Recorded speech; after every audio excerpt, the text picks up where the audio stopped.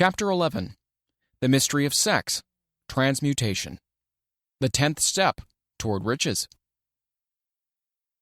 The meaning of the word transmute is, in simple language, the changing or transferring of one element or form of energy into another.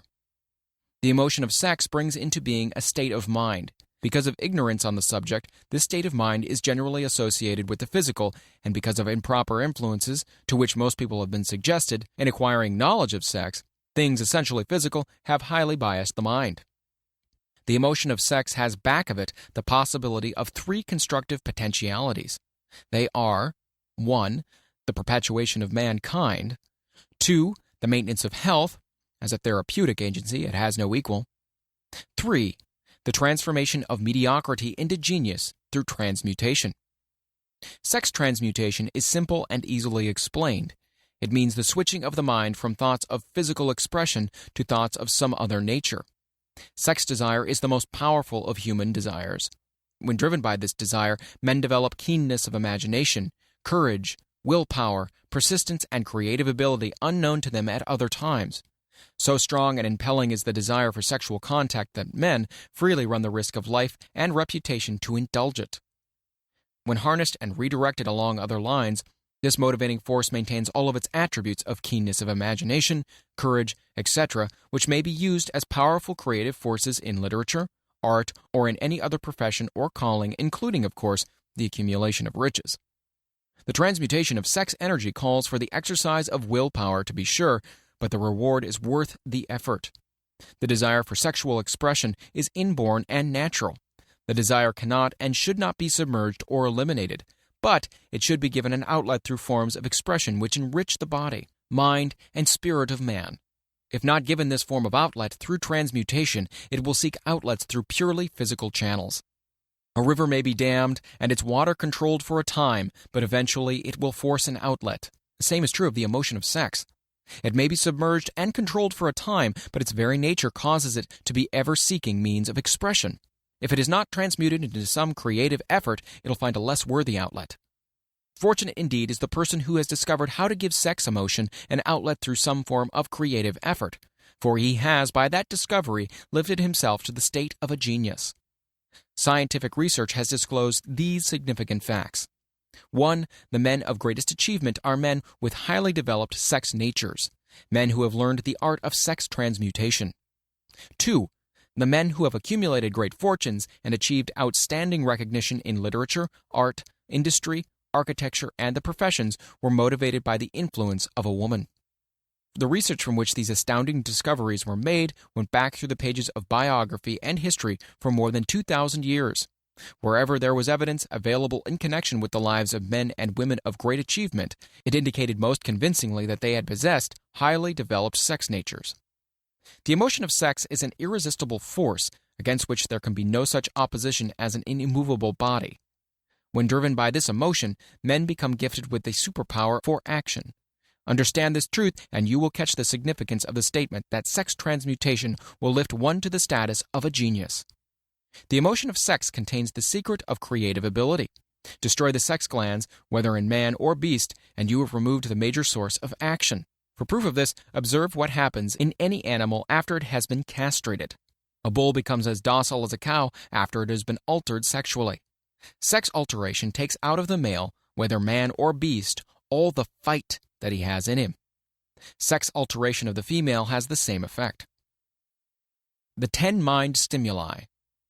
The human mind responds to stimuli, through which it may be keyed up to high rates of vibration, known as enthusiasm, creative imagination, intense desire, etc.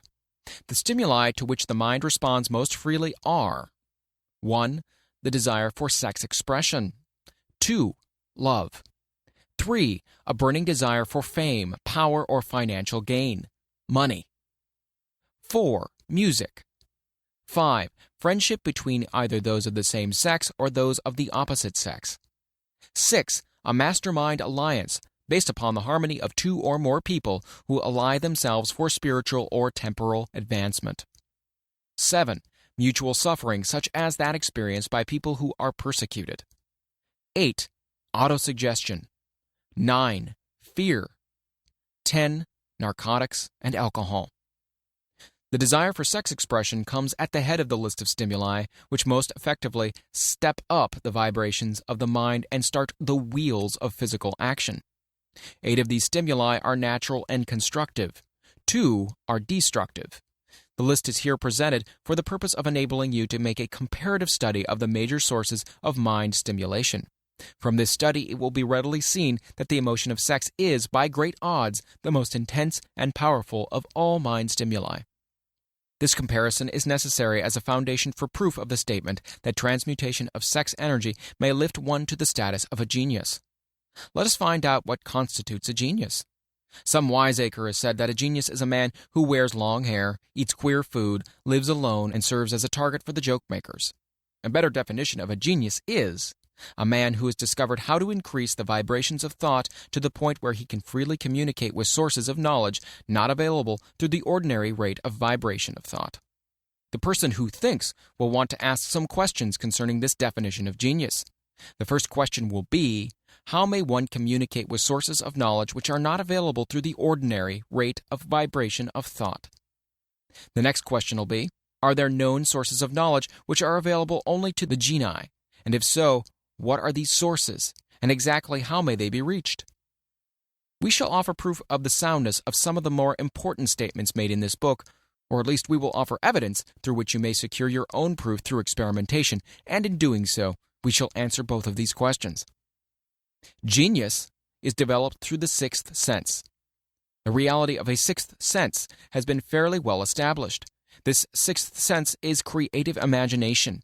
The faculty of creative imagination is one which the majority of people never use during an entire lifetime, and if used at all, it usually happens by mere accident.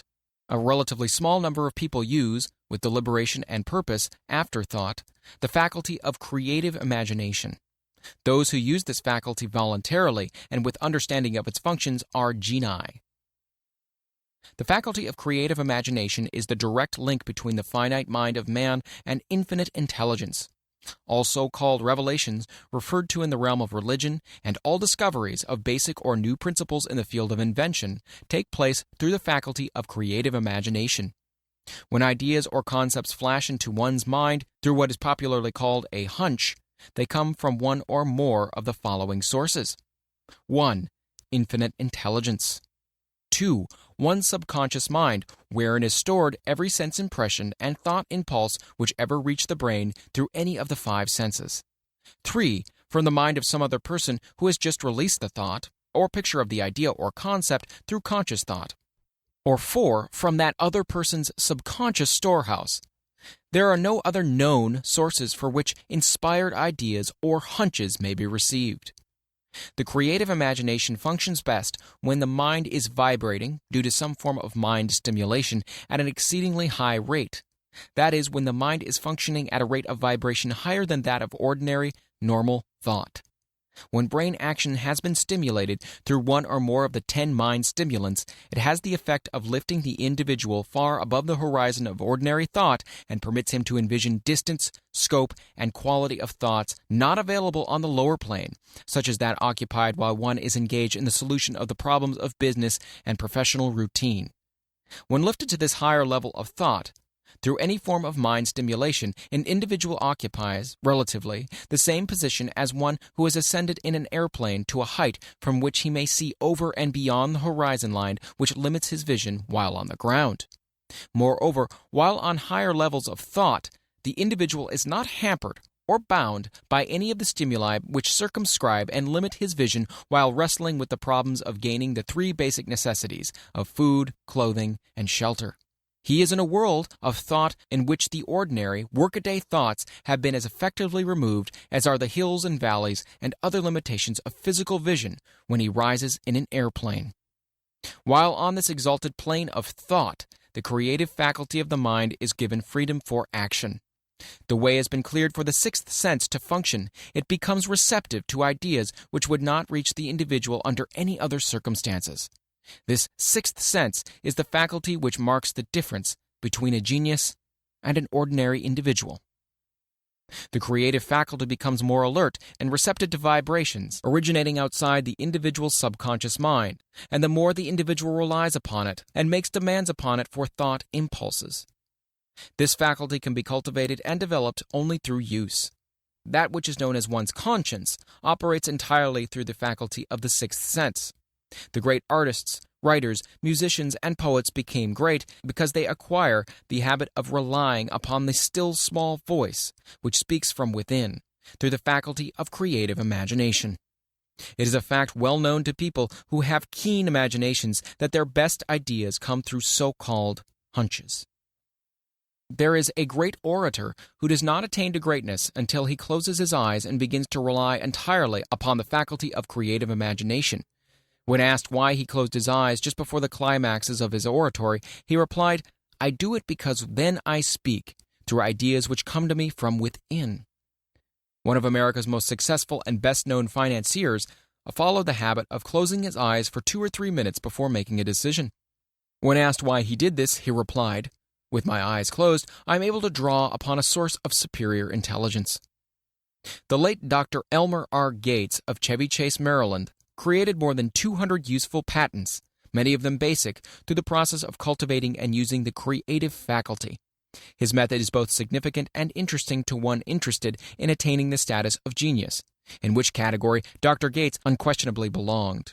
Dr. Gates was one of the really great, though less publicized, scientists of the world. In his laboratory, he had what he called his personal communication room.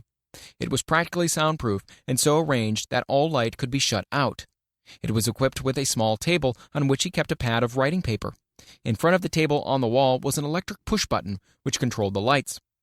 When Dr. Gates desired to draw upon the forces available to him through his creative imagination, he would go into this room, seat himself at the table, shut off the lights, and concentrate upon the known factors of the invention on which he was working, remaining in that position until ideas began to flash into his mind in connection with the unknown factors of the invention. On one occasion, ideas came through so fast he was forced to write for almost 3 hours. When the thoughts stopped flowing and he examined his notes, he found they contained a minute description of principles which had no parallel among the known data of the scientific world. Moreover, the answer to his problem was intelligently presented in these notes. In this manner, Dr. Gates completed over 200 patents, which had been begun but not completed by half-baked brains. Evidence of the truth of this statement is in the United States Patent Office. Dr. Gates earned his living by sitting for ideas for individuals and corporations. Some of the largest corporations in America paid him substantial fees by the hour for sitting for ideas. The reasoning faculty is often faulty because it is largely guided by one's accumulated experience. Not all knowledge which one accumulates through experience is accurate. Ideas received through the creative faculty are much more reliable for the reason that they come from sources more reliable than any which are available to the reasoning faculty of the mind. The major difference between the genius and the ordinary crank inventor may be found in the fact that the genius works through this faculty of creative imagination, while the crank knows nothing of this faculty. The scientific inventor, such as Mr. Edison or Dr. Gates, makes use of both the synthetic and the creative faculties of imagination. For example, the scientific inventor or genius begins an invention by organizing and combining the known ideas or principles accumulated through experience through the synthetic faculty, the reasoning faculty. If he finds this accumulated knowledge to be insufficient for the completion of his invention, he then draws upon the sources of knowledge available to him through his creative faculty. The method by which he does this varies with the individual, but this is the sum and substance of this procedure. 1. He stimulates his mind so that it vibrates on a higher than average plane, using one or more of the 10 mind stimulants or some other stimulant of his choice. 2. He concentrates upon the known factors, the finished part of his invention, and creates in his mind a perfect picture of unknown factors, the unfinished part of his invention. He holds this picture in his mind until it has been taken over by the subconscious mind, then relaxes by clearing his mind of all thought, and waits for his answer to flash into his mind. Sometimes the results are both definite and immediate. At other times the results are negative, depending upon the state of development of the sixth sense, or creative faculty. Mr. Edison tried out more than 10,000 different combinations of ideas through the synthetic faculty of his imagination before he tuned in through the creative faculty and got the answer which perfected the incandescent light. His experience was similar when he produced the talking machine. There is plenty of reliable evidence that the faculty of creative imagination exists. This evidence is available through accurate analysis of men who have become leaders in their respective callings, without having had extensive educations. Lincoln was a notable example of a great leader who achieved greatness through the discovery and the use of his faculty of creative imagination. He discovered and began to use this faculty as a result of the stimulation of love which he experienced when he met Anne Rutledge, a statement of the highest significance in connection with the study of the source of genius. The pages of history are filled with the records of great leaders whose achievements may be traced directly to the influence of women who aroused the creative faculties of their minds through the stimulation of sex desire. Napoleon Bonaparte was one of these. When inspired by his first wife, Josephine, he was irresistible and invincible. When his better judgment or reasoning faculty prompted him to put Josephine aside, he began to decline. His defeat at St. Helena was not far distant. If good taste would permit, we might easily mention scores of men, well known to the American people, who climbed to the great heights of achievement under the stimulating influence of their wives, only to drop back to destruction after money and power went to their heads, and they put aside the old wife for a new one. Napoleon was not the only man to discover that sex influence from the right source is more powerful than any substitute of expediency which may be created by mere reason. The human mind responds to stimulation. Among the greatest and most powerful of these stimuli is the urge of sex. When harnessed and transmuted, this driving force is capable of lifting men into that higher sphere of thought which enables them to master the sources of worry and petty annoyance which beset their pathway on the lower plane. Unfortunately, only the genii have made the discovery. Others have accepted the experience of sex urge without discovering one of its major potentialities, a fact which accounts for the great number of others as compared to the limited number of genii. For the purpose of refreshing the memory in connection with facts available from the biographies of certain men, we here present the names of a few men of outstanding achievement, each of whom was known to have been of highly sexed nature. The genius which was theirs undoubtedly found its source of power in transmuted sex energy. George Washington, Napoleon Bonaparte, William Shakespeare, Abraham Lincoln, Ralph Waldo Emerson, Robert Burns, Thomas Jefferson, Albert Hubbard, Albert H. Gary, Oscar Wilde, Woodrow Wilson, John H. Patterson, Andrew Jackson, Enrico Caruso. Your own knowledge of biography will enable you to add to this list. Find, if you can, a single man in all of history of civilization who achieved outstanding success in any calling who was not driven by a well-developed sex nature. If you do not wish to rely upon biographies of men now living, take inventory of those whom you know to be men of great achievement, and see if you can find one among them who is not highly sexed. Sex energy is the creative energy of all genii. There has never been and never will be a great leader, builder, or artist lacking in this driving force of sex. Surely no one will misunderstand these statements to men that all who are highly sexed are genii. Man attains to the status of genius only when and if he stimulates his mind so that it draws upon the force available through the creative faculty of the imagination. Chief among the stimuli with which this stepping up of the vibrations may be procured is sex energy. The mere possession of this energy is not sufficient to produce a genius. The energy must be transmuted from desire for physical contact into some other form of desire and action before it will lift one to the status of genius.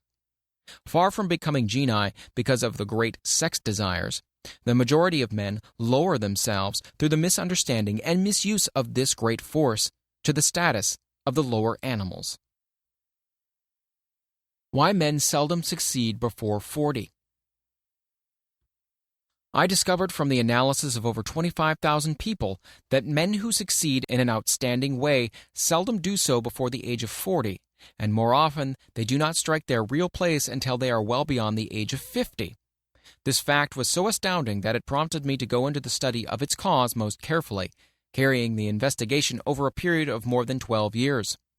This study disclosed the fact that the major reason why the majority of men who succeed do not begin to do so before the age of 40 or 50 is their tendency to dissipate their energies through overindulgence in physical expression of the emotion of sex. The majority of men never learn that the urge of sex has other possibilities, which far transcend in importance that of mere physical expression. The majority of those who make this discovery do so after having wasted many years at a period when the sex energy is at its height, prior to the age of 45 to 50. This usually is followed by noteworthy achievement. The lives of many men up to and sometimes well past the age of 40 reflect continued dissipation of energies which could have been more profitably turned into better channels. Their finer and more powerful emotions are sown wildly to the four winds. Out of this habit of the male grew the term sowing his wild oats. The desire for sexual expression is by far the strongest and most impelling of all the human emotions, and for this very reason, this desire, when harnessed and transmuted into action other than that of physical expression, may raise one to the status of genius. One of America's most able businessmen frankly admitted that his attractive secretary was responsible for most of the plans he created. He admitted that her presence lifted him to the heights of creative imagination, such as he could experience under no other stimulus. One of the most successful men in America owes most of his success to the influence of a very charming young woman who has served as his source of inspiration for more than 12 years. Everyone knows that man to whom this reference is made, but not everyone knows the real source of his achievements. History is not lacking in examples of men who attained the status of genii as a result of the use of artificial mind stimulus in the form of alcohol and narcotics. Edgar Allan Poe wrote The Raven while under the influence of liquor, dreaming dreams that mortal never dared to dream before. James Whitcomb Riley did his best writing while under the influence of alcohol. Perhaps it was thus he saw the ordered intermingling of the real and the dream, the mill above the river and the mist above the stream. But let it be remembered that many such men have destroyed themselves in the end. Nature has prepared her own potions with which men may safely stimulate their minds so they vibrate on a plane that enables them to tune in to fine and rare thoughts which come from no one knows where. No satisfactory substitute for nature's stimulants has ever been found. It is a fact well known to psychologists that there is a very close relationship between sex desires and spiritual urges, a fact which accounts for the peculiar behavior of people who participate in orgies known as religious revivals, common among the primitive types. The world is ruled and the destiny of civilization is established by the human emotions. People are influenced in their actions not by reason so much as by feelings. The creative faculty of the mind is set into action entirely by emotions and not by cold reason. The most powerful of all human emotions is that of sex. There are other mind stimulants, some of which have been listed, but no one of them, nor all of them combined, can equal the driving power of sex. A mind stimulant is any influence which will either temporarily or permanently increase the vibrations of thought. The 10 major stimulants described are those most commonly resorted to. Through these sources, one may commune with infinite intelligence or enter, at will, the storehouse of the subconscious mind, either one's own or that of another person, a procedure which is all there is of genius. A teacher who has trained and directed the efforts of more than 30,000 salespeople made the astounding discovery that highly sexed men are the most efficient salesmen. The explanation is that the factor of personality, known as personal magnetism, is nothing more or less than sex energy. Highly sexed people always have a plentiful supply of magnetism. Through cultivation and understanding, this vital force may be drawn upon and used to great advantage in the relationships between people. This energy may be communicated to others through the following media. 1. The handshake. The touch of the hand indicates instantly the presence of magnetism or lack of it. 2. The tone of voice. Magnetism or sex energy is the factor with which the voice may be colored or made musical and charming. 3. Posture and carriage of body. Highly sexed people move briskly and with grace and ease. 4. The vibrations of thought. Highly sexed people mix the emotion of sex with their thoughts, or may do so at will, and in that way may influence those around them. 5. Body adornment. People who are highly sexed are usually very careful about their personal appearance. They usually select clothing of a style becoming to their personality, physique, complexion, etc. When employing salesmen, the more capable sales manager looks for the quality of personal magnetism as the first requirement of a salesman. People who lack sex energy will never become enthusiastic or inspire others, and enthusiasm is one of the most important requisites in salesmanship, no matter what one is selling. The public speaker, orator, preacher, lawyer, or salesman who is lacking in sex energy is a flop as far as being able to influence others is concerned. Couple this with the fact that most people can be influenced only through an appeal to their emotions, and you will understand the importance of sex energy as a part of the salesman's native ability. Master salesmen attain the status of mastery in selling because they, either consciously or unconsciously, transmute the energy of sex into sales enthusiasm. In this statement may be found a very practical suggestion as to the actual meaning of sex transmutation. The salesman who knows how to take his mind off the subject of sex and direct it in sales effort with as much enthusiasm and determination as he would apply to its original purpose has acquired the art of sex transmutation, whether he knows it or not. The majority of salesmen who transmute their sex energy do so without being in the least aware of what they are doing or how they're doing it. Transmutation of sex energy calls for more willpower than the average person cares to use for this purpose. Those who find it difficult to summon willpower sufficient for transmutation may gradually acquire this ability. Though this requires willpower, the reward for the practice is more than worth the effort. The entire subject of sex is one with which the majority of people appear to be unpardonably ignorant. The urge of sex has been grossly misunderstood, slandered, and burlesqued by the ignorant and evil-minded for so long that the very word sex is seldom used in polite society. Men and women who are now known to be blessed, yes blessed, with highly sexed natures are usually looked upon as being people who will bear watching. Instead of being called blessed, they're usually called cursed. Millions of people, even in this age of enlightenment, have inferiority complexes which they developed because of this false belief that a highly sexed nature is a curse. These statements of the virtue of sex energy should not be construed as justification for the libertine.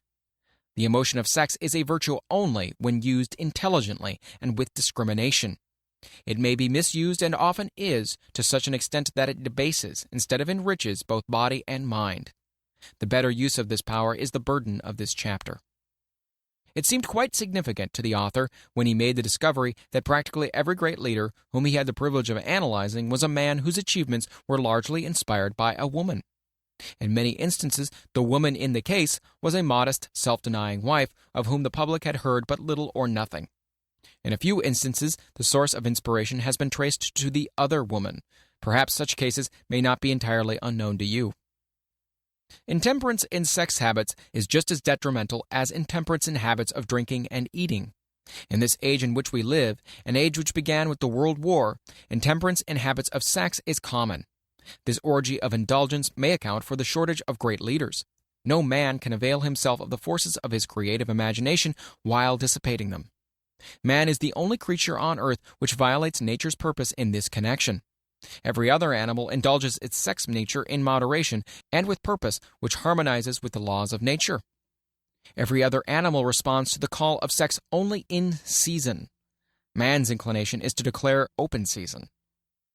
Every intelligent person knows that stimulation in excess through alcoholic, drink, and narcotics is a form of intemperance which destroys the vital organs of the body, including the brain. Not every person knows, however, that overindulgence in sex expression may become a habit as destructive and as detrimental to creative effort as narcotics or liquor. A sex-mad man is not essentially different than a dope-mad man. Both have lost control over their faculties of reason and willpower. Sexual overindulgence may not only destroy reason and willpower, but it may also lead to either temporary or permanent insanity. Many cases of hypochondria, imaginary illness, grow out of habits developed in ignorance of the true function of sex. From these brief references to the subject, it may be readily seen that ignorance on the subject of sex transmutation forces stupendous penalties upon the ignorant on the one hand and withholds from them equally stupendous benefits on the other. Widespread ignorance on the subject of sex is due to the fact that the subject has been surrounded with mystery and beclouded by dark silence. The conspiracy of the mystery and silence has had the same effect upon the minds of young people that the psychology of prohibition had. The result has been increased curiosity and desire to acquire more knowledge on this verboten subject, and, to the shame of all lawmakers and most physicians, By training best qualified to educate youth on the subject, information has not been made easily available. Seldom does an individual enter upon highly creative efforts in any field of endeavor before the age of 40. The average man reaches the period of his greatest capacity to create between 40 and 60. These statements are based upon analysis of thousands of men and women who have been carefully observed. They should be encouraging to those who fail to arrive before the age of 40 and to those who become frightened at the encroachment of old age around the 40-year mark. The years between 40 and 50 are, as a rule, the most fruitful. Men should approach this age not with fear and trembling, but with hope and eager anticipation. If you want evidence that most men do not begin to do their best work before the age of 40, study the records of the most successful men known to the American people, and you'll find it. Henry Ford did not hit his pace of achievement until he had passed the age of 40. Andrew Carnegie was well past 40 before he began to reap the reward of his efforts.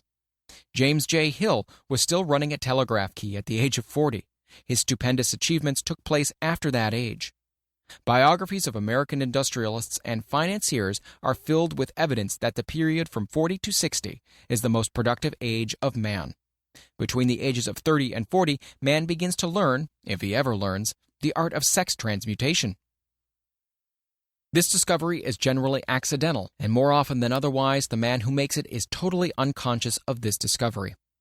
He may observe that his powers of achievement have increased around the age of 35 to 40, but in most cases he isn't familiar with the cause of this change. That nature begins to harmonize the emotions of love and sex in the individual between the ages of 30 and 40, so that he may draw upon these great forces and apply them jointly as stimuli to action. Sex alone is a mighty urge to action, but its forces are like cyclones. They are often uncontrollable. When the emotion of love begins to mix itself with the emotion of sex, the result is calmness of purpose, poise, accuracy of judgment, and balance. What person who has attained the age of 40 is so unfortunate as to be unable to analyze these statements and to corroborate them by his own experience? When driven by his desire to please a woman based solely upon the emotion of sex, a man may be, and usually is, capable of great achievement, but his actions may be disorganized, distorted, and totally destructive. When driven by his desire to please a woman based upon the motive of sex alone, a man may steal, cheat, and even commit murder. But when the emotion of love is mixed with the emotion of sex, that same man will guide his actions with more sanity, balance, and reason. Criminologists have discovered that the most hardened criminals can be reformed through the influence of a woman's love. There is no record of a criminal having been reformed solely through the sex influence. These facts are well known, but their cause is not. Reformation comes, if at all, through the heart, or the emotional side of man, not through his head or reasoning side. Reformation means a change of heart. It does not mean a change of head.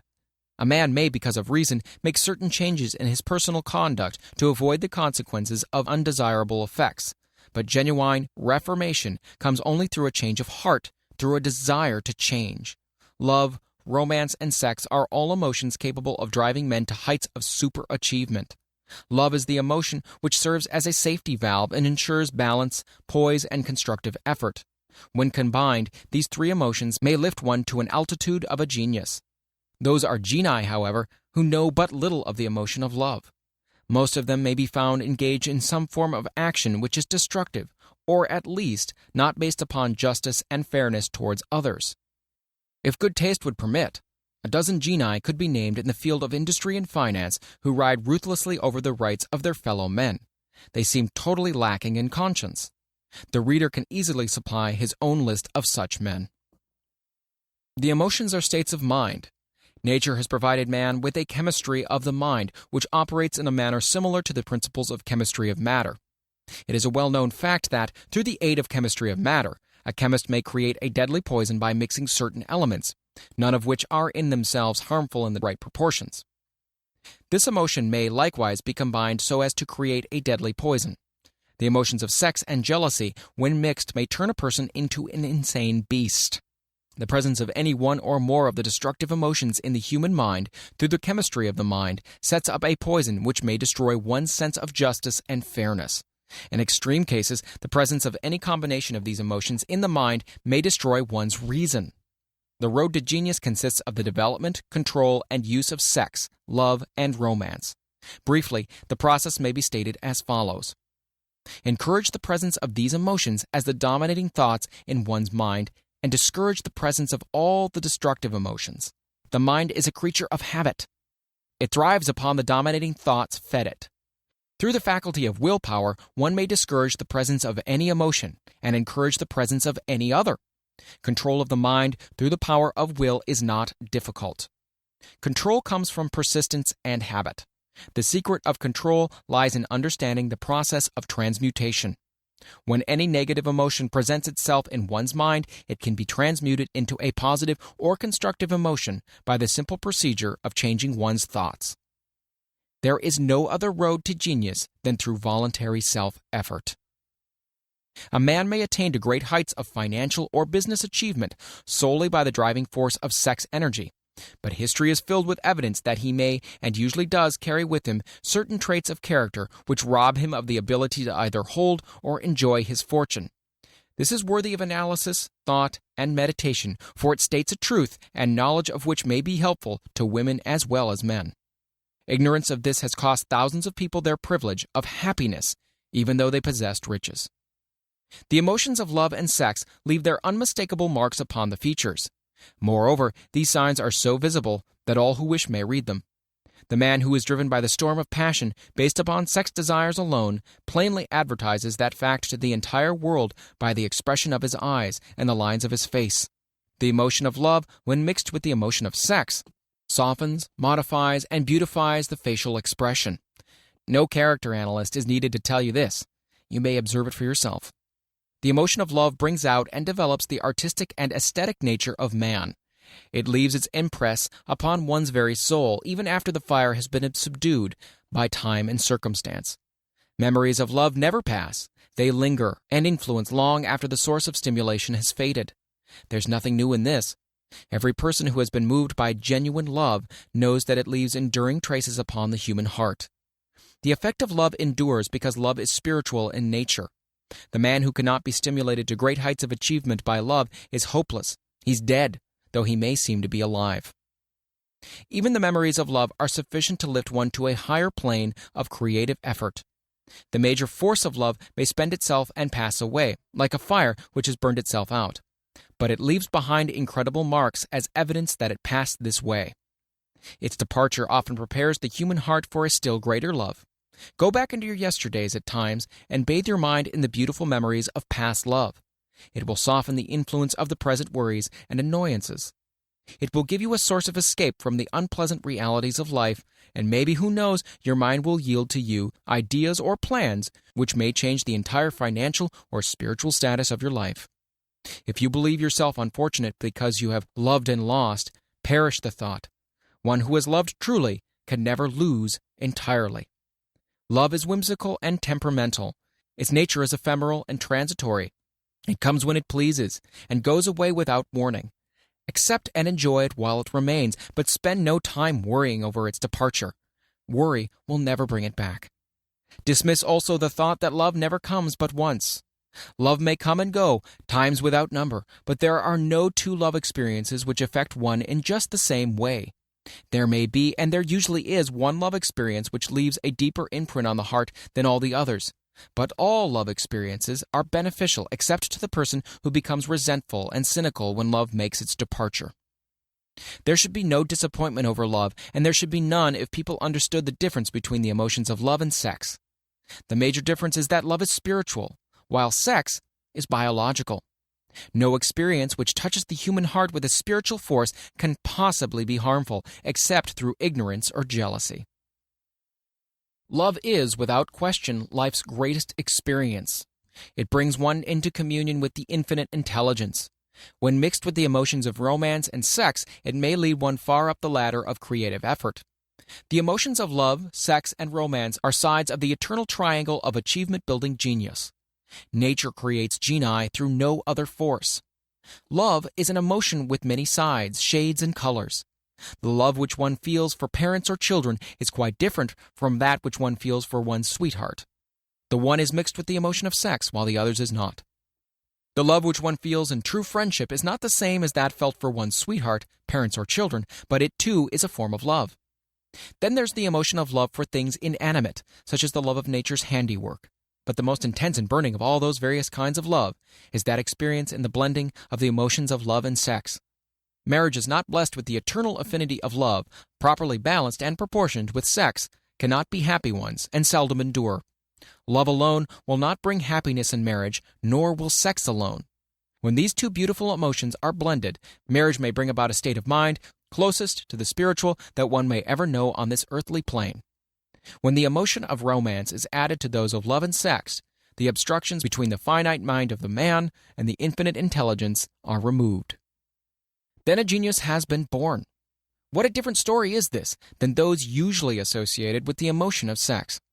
Here is an interpretation of the emotion which lifts it out of the commonplace and makes of it potter's clay in the hands of God, from which he fashions all that is beautiful and inspiring.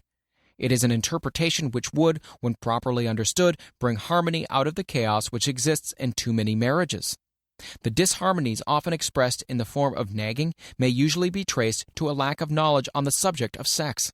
Where love, romance, and the proper understanding of the emotions and function of sex abide, there is no disharmony between married people. Fortunate is the husband whose wife understands the true relationship between the emotions of sex, love, and romance. When motivated by this holy triumvirate, no form of labor is burdensome, because even the most lowly form of effort takes on the nature of a labor of love. It's a very old saying that a man's wife may either make him or break him, but the reason is not always understood. The making and the breaking is the result of the wife's understanding or lack of understanding of the emotions of love, sex, and romance. Despite the fact that men are polygamous by the very nature of their biological inheritance, it is true that no woman has as great an influence on a man as his wife unless he is married to a woman totally unsuited to his nature. If a woman permits her husband to lose interest in her and become more interested in other women, it's usually because of her ignorance or indifference towards the subjects of sex, love, and romance. This statement presupposes, of course, that genuine love once existed between a man and his wife.